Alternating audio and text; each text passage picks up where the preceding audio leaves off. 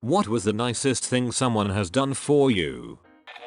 When my parents were awful and my sister was passing away, my friend's parents took me in for a while, but they did it in a way that seemed like a sleepover for a few months. I didn't realize until I was an adult how much they stepped up for me. Sounds a bit like what my dad used to do for me. My mother would go into terrible rages, start throwing and breaking stuff.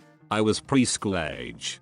When it was obvious she was getting started, my dad would just take me for a walk before I realized what was going on. We used to walk around for hours, me just asking him stuff constantly like a toddler does. Your dad sounds amazing.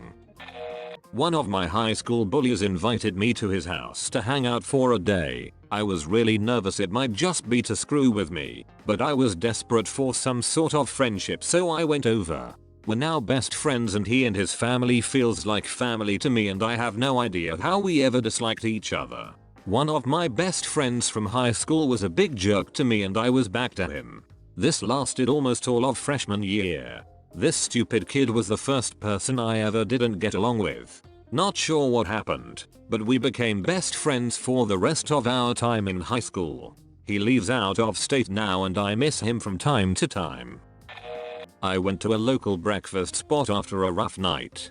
Totally forgot my wallet, so I left my phone as collateral and went to my house. Came back and some guy had already paid for me. I know it doesn't seem that big of a deal, but it was a pretty bleak week for me, so it meant a lot. Kinda similar story where I left my wallet in my friend's car before I switched back to my car and only found out after I filled up at the gas station. Guy servicing the pump knew me as a regular and said it's all good and put his own money at the register. Paid him back the next day plus extra, and now just passing by the gas station gets my mood up. I needed a tire. Only one shop in my area had the size I needed. This was a fairly new shop that I had never been to before.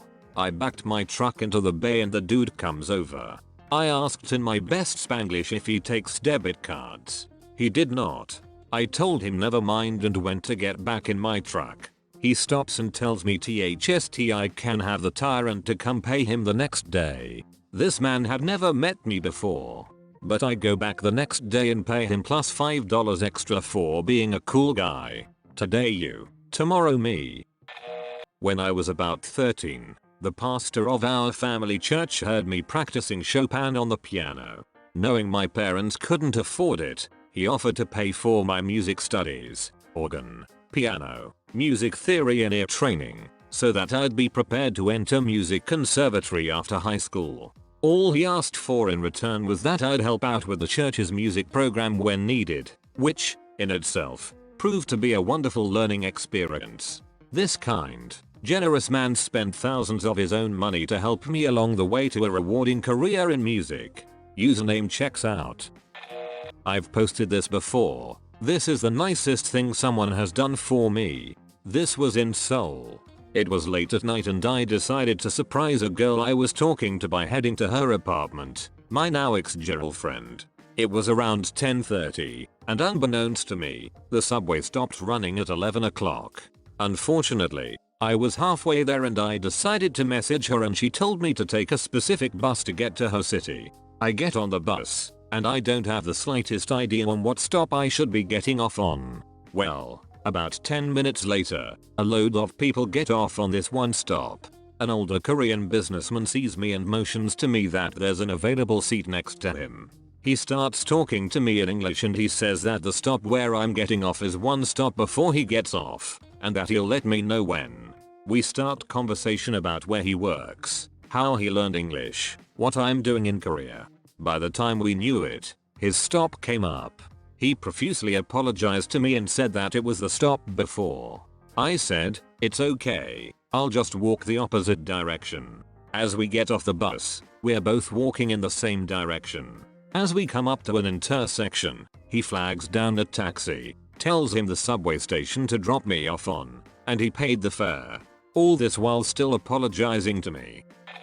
My mother died and I was so stressed trying to find a way to give her the funeral she deserved. My boyfriend went down to the funeral home, made the arrangements, and paid the balance. By far the kindest thing anyone has ever done for me. I had something similar happen to me, except it was an old friend who'd come into a lot of money that paid for the funeral. I was so profoundly touched by the gesture that I returned the favor and killed him so that I could pay for his funeral as well. That was so thoughtful of you. A paramedic helping me after I was in a car crash took his time to come back to the car and bring me back my front tooth. That was really tiny and he offered to go and look for it in a wreck, and at the same time found and brought back my partner's phone. I don't know his name. I was in such a state of shock I can't even remember how he looked like. But he put my tooth in a special liquid and the hospital team managed to put it back, saving me a lot of money. There was also a policewoman who put a blanket on me and made sure I kept it. The hospital only managed to take it off me right before I left. It was a green standard first aid blanket. I don't know why I refused to let go of it. Again, shock. But it provided a lot of comfort. Thank you so much, guys. My ex-girlfriend turned me in for stealing opiates. Been clean a little over 2 years now.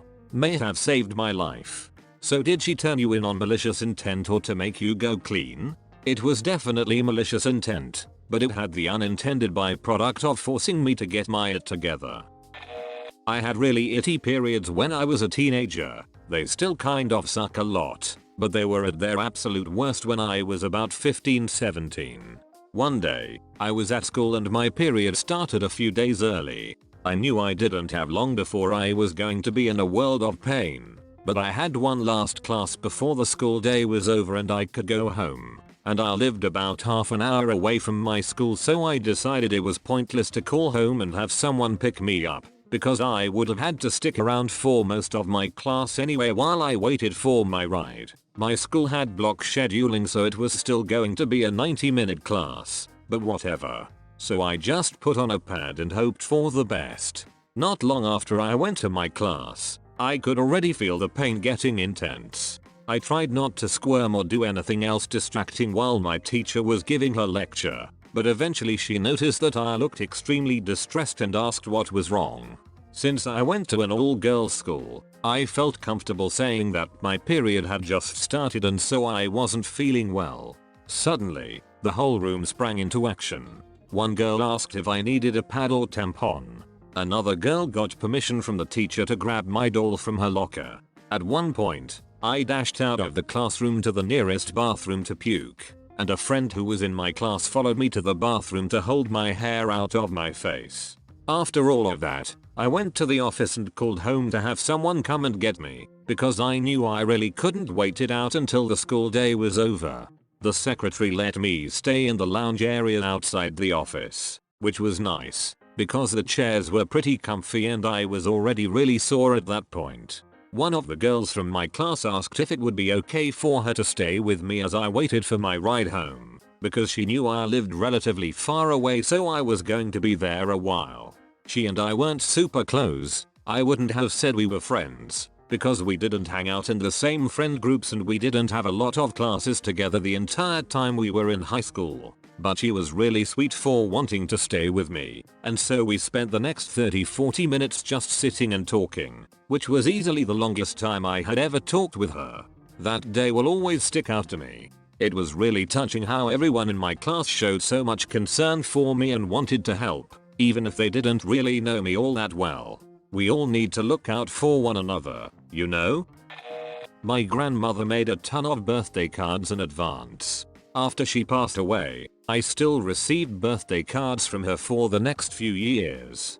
It was a little weird, but it was definitely nice to hear words from her after she passed. My mother did this. She died of cancer when I was a child. It was nice, because the cards even matured in a way, with the advice I got at 21, the last card being very different and more age appropriate than the advice I got at 7.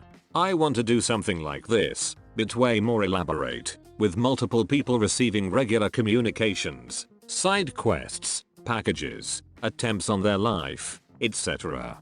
It will be like I never died. My firstborn had a severe deformity and spent a week in hospital before we took him off life support. I was staying at the Ronald McDonald House, and even though one of the rules was that you're your own maid when you leave, complete with doing laundry and remaking the beds, I was a complete wreck. A kind stranger took care of my room for me even though they were going through their own stuff. Another blessing from that dark time is that the funeral home took care of everything for me, including all bills associated with the service and cremation. I will never not donate to the Ronald McDonald House, and I know what funeral home I'll be using when I one day need one again. This is touching to read. I also have very fond memories of staying at the Ronald McDonald House.